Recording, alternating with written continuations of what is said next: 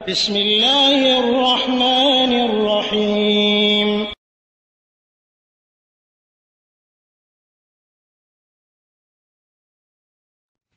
ওয়ালাইকুম আসসালাম ওয়া রাহমাতুল্লাহি ওয়া বারাকাতুহু। সম্ভবত দুবাই থেকে এক বোন জানতে চেয়েছেন যে কেউ যদি কারো পক্ষ থেকে মান্যত করে সেটা পূরণ করতে হবে কিনা, এবং শাহজালাল বা কোনো মাজারে সন্তানকে নিয়ে সালাম করাবে এই মান্যত করলে এটা পূরণ করতে হবে কিনা। আলহামদুলিল্লাহ ওয়াসসালাতু ওয়াসসালামু আলা রাসূলিল্লাহ। সম্মানিত বোন, প্রথম কথা হলো মান্যত বা নজর করা, অর্থাৎ আমি আল্লাহর ওয়াস্তে এই কাজটি করব এরকম কথা বলা, এটা ইসলামী শরীয়তে জায়েজ।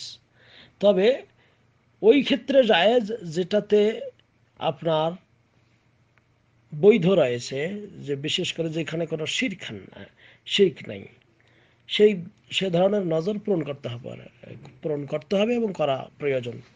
যেমন আল্লাহ রাব্বুল আলামিন বলতেছেন যে ইউফুনা বিন নাযরি ওয়া ইয়াখাফুনা ইয়াওমান কানা শাররুহু মুস্তাতিরা।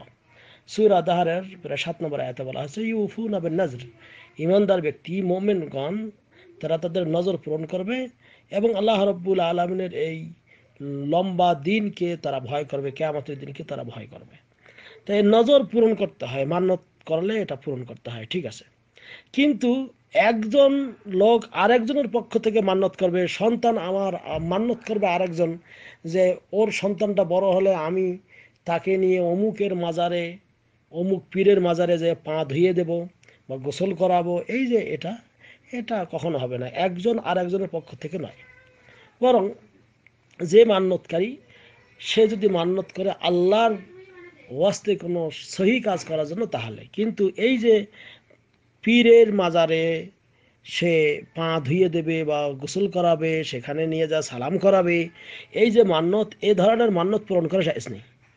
কারণ এটাকে বলা হয় নজরুল মাসিয়া, গুনাহ করার জন্য মান্যত। যেমন কোনো পীর, ওলি, আউলিয়া, দরবেশের কবরে জিয়ারত করা, সাক্ষাৎ করা, তাদের এই খানজান হালের পুকুরের পানি দিয়ে গোসল করা, হ্যাঁ, বা অমুক দেবীর কাছে নিয়ে যাওয়া, বা মদ খাওয়া, জিনা করা ইত্যাদি, কোনো মানত ইত্যাদি, চুরি করা, এই ধরনের এগুলো সম্পূর্ণ হারাম এবং কতকগুলো হলো শিরক। এগুলোতে জায়েজ নাই এবং এই ধরনের মান্যত পূরণ করা যাবে না। কারণ নবী করিম সাল্লাল্লাহু আলাইহি ওয়াসাল্লাম বলতেছেন মান নাযারা আন ইউতি আল্লাহ ফাল্লাইউতি, যে ব্যক্তি এই মান্যত করবে আল্লাহর আনুগত্য করার জন্য, সেই জন্য আনুগত্য করে। ওয়ামান নাযারা আন ইয়াসিয়াহু ফালা ইয়াসি, আর যে মান্যত করবে আল্লাহর বিরোধিতা করার জন্য, সেই জন্য সেটা পালন করে না। সহিহ বুখারীতে হাদিস বর্ণিত রয়েছে। অনুরূপভাবে সহিহ মুসলিমে আর একটা হাদিসে এসেছে যে লা ওয়াফা লিনাজরিন ফি মাসিয়াহ, কোনো গুনাহের কাজে কোনো মান্যত পূরণ করা জায়েজ নেই। কাজেই এই যে ব্যক্তি আপনি অন্যের পক্ষ থেকে আপনি মান্যত করতেছেন, এটা আপনার বৈধ না। আর নিজে যদি কখনো মান্যত করে থাকেন, কোনো বৈধ মান্যত, কিন্তু তারপরে সেটা যদি পূরণ করতে না পারেন, তাহলে তার জন্য একটা আপনার কাফফারা দিতে হবে। কাফফারাটা কি? যে কাফফারাতুন নজরে কাফফারাতুল ইয়ামিন, সহিহ মুসলিমে হাদিস বর্ণিত রয়েছে যে কাফফারাতুন নজরে কাফফারাতুল ইয়ামিন, অর্থাৎ কেউ যদি কোনো মান্যত করছেন পূরণ করতে না পারেন, তাহলে সেজন্য কাফফারা ইয়ামিন, ইয়ামিন অর্থাৎ কসম করার যে কাফফারা, এই কাফফারা দিতে হবে। আর কসম করার কাফফারা কি? 10 জন মিসকিনকে খাওয়াতে হবে, না হলে, না পারলে, ক্ষমতা না থাকলে 10 জন মিসকিনকে কাপড় চোপড় দিতে হবে, তাও ক্ষমতা না থাকলে তাহলে 3 দিন একটা গোলাম আজাদ করবে অথবা 3 দিন রোজা রাখবে।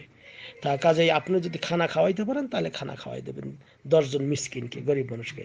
আর যেহেতু এটা অন্যের পক্ষ থেকে আরেকজন মান্যত করতেছে, আপনাকে চাপ দিলে সেটা আপনার পূরণ করতে হবে না, কারণ আপনি মান্যত এটা করেননি। আর ওই ধরনের মান্যত পূরণ করাও কি নেই, জায়েজ নেই। আশা করি ক্লিয়ার হয়েছে। হাযা আল্লাহু আ'লাম বিসওয়াব ওয়া সাল্লাল্লাহু আলা নবিয়িনা মুহাম্মদ। আসসালামু আলাইকুম ওয়া রাহমাতুল্লাহ।